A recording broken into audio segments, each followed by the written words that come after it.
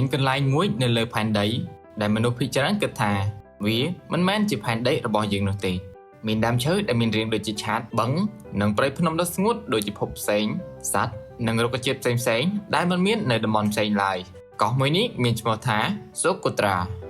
វាស្ថិតនៅកណ្ដាលមហាសមុទ្រឥណ្ឌាដែលនៅឆ្ងាយពីពិភពលោកហើយត្រូវបានអ្នកវិទ្យាសាស្ត្រហៅថាកោះដែលឆ្ងាយបំផុតនិងមានជីវៈចម្រុះចម្លែកបំផុតមួយនៅលើផែនដីប៉ុន្តែហេតុអ្វីបានជាកោះតូចមួយនេះមានរូបរាងដូចជាពិភពខាងក្រៅតើមានអ្វីលាក់ខ្លួននៅកោះនោះដែលមនុស្សភាគច្រើនមិនធ្លាប់បានឃើញ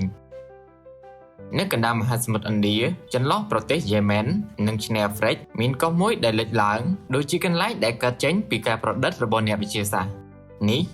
គឺជា Socotra Island នៅពេលដែលអ្នកឈានជើងចូលកោះនេះអ្នកនឹងឃើញទេសភាពដែលខុសប្លែកពីកន្លែងផ្សេងទៀតនៅលើផែនដីដើមឈើមួយដែលល្បីបំផុតរបស់ Socotra គឺ Dragon Plant Tree វាមានដើមធំរាងដូចជាឆ័ត្រហើយមែករបស់វាលូតលាស់ជារង្វង់ដូចជាឆ័ត្រយក្សមួយសម្រាប់មនុស្សធម្មតាវាហាក់ដូចជាដើមឈើដែលកើតឡើងនៅលើពិភពផ្សេងប៉ុន្តែសម្រាប់អ្នកវិទ្យាសាស្ត្រវាគឺជាភស្តុតាងមួយដែលអាចបង្ហាញថាធម្មជាតិអាចបង្កើតរូបរាងដ៏អស្ចារ្យនៅពេលដែលជីវិតត្រូវបានបំបែកចេញពីពិភពខាងក្រៅរាប់លានឆ្នាំប្រហែល6លានឆ្នាំមុនសូកូត្រាបានបំបែកចេញពីទ្វីបអាហ្វ្រិកនិងឧបទ្វីបអារ៉ាប់ដោយសារតែកោះនេះនៅឆ្ងាយពីដីគោកសត្វនិងរុក្ខជាតិនៅទីនេះត្រូវបានរស់នៅដោយឯករាជ្យបន្តិចម្ដងវាបានវិវត្តទៅជាប្រភេទថ្មីដែលមិនអាចរកឃើញនៅទីណាផ្សេងឡើយនេះហៅថាការវិវត្តដោយឯកោ Iceland Evolution វាជាហេតុផលដែលសូកូត្រាមានរុក្ខជាតិប្រហែល 1/3 ដែលមានតែនៅទីនេះប៉ុណ្ណោះនេះមានន័យថាបើបាត់រុក្ខជាតិណាមួយនៅសូកូត្រានោះវាអាចមានន័យថាពិភពលោកបានបាត់បង់វាជារៀងរហូតនៅក្នុងចំណោមរុក្ខជាតិទាំងអស់នៅសូកូត្រា Dragon Plant Tree គឺជានិមិត្តសញ្ញារបស់កោះនេះឈ្មោះរបស់វាកើតចេញពីជ័រដែលមានពណ៌ក្រហមដែលហូរចេញពីដើមរបស់វានៅពេលដែលវាត្រូវបានកាត់មនុស្សបុរាណជឿថាជ័រនេះគឺជាឈាមរបស់នាគដូច្នេះទើបគេហៅដើមនេះថា Dragon Plant Tree នៅក្នុងប្រវត្តិសាស្ត្រត្រូវបានប្រើប្រាស់សម្រាប់ឱសថបុរាណថ្នាំលាបពិធីបុរាណនិងពាណិជ្ជកម្មប៉ុន្តែអ្វីដែលគួរឲ្យចាប់អារម្មណ៍បំផុតគឺជារាងរបស់វារូបរាងប្រៀបដូចជាឆ័ត្រជួយឲ្យទឹកភ្លៀងធ្លាក់ចុះនៅកណ្ដាលដើមហើយរក្សាសំណើមនៅក្នុងតំបន់ដែលស្ងួតខ្លាំងនេះគឺជាវិធីដែលធម្មជាតិបង្កើតឡើងសម្រាប់រស់រានមានជីវិតក្រៅពីដើមឈើដ៏អស្ចារ្យសូកូត្រាក៏មានទេសភាពធម្មជាតិដែលធ្វើឲ្យមនុស្សមានអារម្មណ៍ដូចជាកំពុងនៅលើភពផ្សេង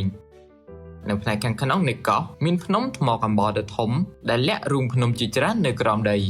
រូងភ្នំមួយនៅក្នុងចំណោមរូងភ្នំដ៏ល្បីបំផុតគឺ Hokkeoវាជារូងភ្នំមួយដែលមានប្រវែងច្រើនគីឡូម៉ែត្រហើយនៅខាងក្នុងមានរូងថ្មចម្លែកដែលធម្មជាតិបានចំណាយពេលរាប់លានឆ្នាំដើម្បីបង្កើតឡើងនៅក្នុងរូបភាពងងឹតនៃរូងភ្នំមានសំណង់ថ្មធម្មជាតិដូចជាថ្មកំពង់វែងធ្លាក់ពីលើពិដានថ្មដុះឡើងពីលើដីរាងថ្មដែលមើលទៅដូចជារូបចម្លាក់បុរាណវាធ្វើឲ្យអ្នកវិទ្យាសាស្ត្រយល់ថាសូកូត្រាមិនមែនមានតែជីវៈចម្រុះប៉ុណ្ណោះទេប៉ុន្តែថែមទាំងមានប្រវត្តិភូមិសាស្ត្រដ៏ចាស់ជាងមនុស្សជាតិផងដែរក្រៅពីភ្នំនិងរូងភ្នំនៅជុំវិញកោះសូកូត្រាមានឆ្នេរសមុទ្រដ៏ស្រស់ស្អាតដែលមនុស្សភាគច្រើនមិនធ្លាប់បានឃើញទឹកសមុទ្រមានពណ៌ខៀវថ្លាវាលខ្សាច់ពណ៌សនិងភ្នំថ្មនៅខាងក្រោយដែលបង្កើតទេសភាពដ៏អស្ចារ្យកន្លែងមួយដែលល្បីខ្លាំងគឺ Detva Lagoon នៅទីនេះទឹកសមុទ្រហូរចូលមកបង្កើតបានជាបឹងធម្មជាតិដ៏ធំដែលមានពណ៌ខៀវស្រស់ដូចជាកញ្ចក់នៅពេលព្រះអាទិត្យលិចពន្លឺពណ៌មាសប៉ះទៅលើទឹកដែលធ្វើឲ្យកន្លែងនេះមើលទៅដូចជាគំនូរដែលមនុស្សបង្កើតឡើងប៉ុន្តែអ្វីដែលគួរឲ្យភ្ញាក់ផ្អើលទោះបីជាសូកូត្រាមានសម្រស់ដ៏អស្ចារ្យបែបនេះក៏ដោយក៏វា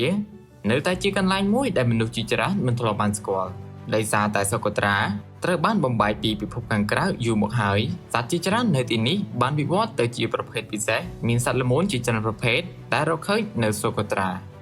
រា Blue Baboon Spider ជាសត្វពីងពណ៌ខៀវដែលមានរូបរាងគួរចាប់អារម្មណ៍និងកម្រ Socotra Chameleon ដែលជាសត្វកង្កែបដែលអាចបដូរពណ៌ដែលអាចសម្របខ្លួនជាមួយនឹងបរិយាកាសនៅជុំវិញខ្លួន Socotra Starling និងបក្សីកម្រជាច្រើនទៀតដែលសត្វទាំងនេះគឺជាភស្តុតាងដែលបញ្ជាក់ថាធម្មជាតិអាចបង្កើតជីវិតក៏ដូចជារឿងរ៉ាវដ៏អស្ចារ្យជាច្រើនអ្នកវិទ្យាសាស្ត្រជាច្រើនប្រៀបធៀប Socotra ទៅនឹង Galapagos Island ហេតុផលគឺកោះទាំងពីរមានលក្ខណៈដូចគ្នាទី1ដាច់ឆ្ងាយពីទ្វីបធំទី2មានសត្វនិងរុក្ខជាតិដែលមាននៅទីនោះទី3វាជាកន្លែងសំខាន់សម្រាប់សិក្សាពីការវិវត្ត ប៉ុន្តែសូកូត្រាមានអ្វីដែលខុសគ្នាវាមានអាយុកាលភូមិសាស្ត្រចំណាស់ជាងនិងមានទេសភាពស្ងួតបែបវាលខ្សាច់ដែលធ្វើឲ្យអ្នកសិក្សាពីទីនោះមានអារម្មណ៍ថាវាដូចជាពិភពមួយផ្សេងទៀតប៉ុន្តែសូម្បីតែកន្លែងដ៏អស្ចារ្យដូចជាសូកូត្រាក៏ប្រឈមនឹងបញ្ហាផងដែរការប្រែប្រួលអាកាសធាតុការបាត់បង់ទីជម្រកនិងសកម្មភាពរបស់មនុស្សអាចប៉ះពាល់ដល់ប្រព័ន្ធអេកូឡូស៊ីដ៏ពិសេសនេះ Dragon Platry ដែលធ្លាប់បានរស់នៅរាប់រយឆ្នាំក៏កំពុងប្រឈមនឹងការថយចុះនៅតំបន់ខ្លះដោយសារតែបរិយាកាសមានការផ្លាស់ប្ដូរហេតុនេះហើយការការពារកោះសូកូត្រាមិនមែនមានន័យថាការពារតែកោះមួយនេះទេវាមានន័យថាជាការការពារបំណែកមួយនៃប្រវត្តិសាស្ត្រផែនដីដែលមិនអាចជំនួសបាននៅលើផែនដីមានទីក្រុងធំៗនិងបច្ចេកវិទ្យារីកចម្រើនប៉ុន្តែនៅតែមានកន្លែងខ្លះដែលធម្មជាតិរក្សាភាពស្ងប់ស្ងាត់របស់វា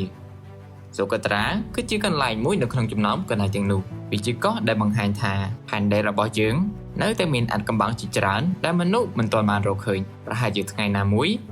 យើងនឹងអាចរកឃើញពិភពចម្លែកផ្សេងទៀតនៅលើផែនដីប៉ុន្តែសម្រាប់ពេលនេះសូកូត្រានៅតែជាភស្តុតាងដែលបញ្ជាក់ថា